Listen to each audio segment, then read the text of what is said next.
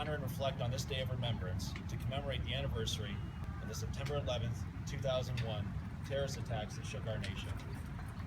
On this fateful day 15 years ago, the world watched as the Twin Towers fell in New York City, and it became clear that September 11th, 2001 was a day when evil appeared to triumph over good, and the plans of our enemies stole the day.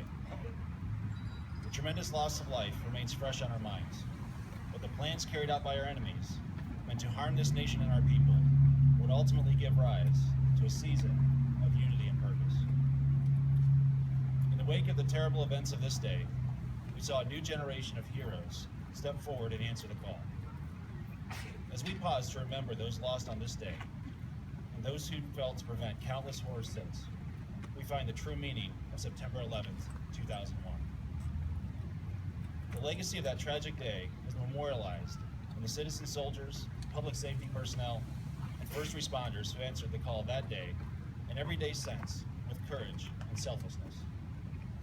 To the soldiers, sailors, airmen, and Marines who answered that day with resolve, we owe our deepest respect and gratitude. To our police, fire, and public safety personnel who ran towards the flames and crumbling buildings, who continued their vigilance and kept us free from further attack, we give our thanks. This anniversary belongs to the fallen, their families, and all those whose diligence and resolve has brought continued safety to our families and justice to our enemies. As we mark another year removed from that faithful day, let us recommit ourselves to unity and purpose that followed in the days that followed. And though we shall never forget the victims and heroes of September 11th, 2001, let us also renew our commitment to those heroes of each day that followed and the ones yet to come.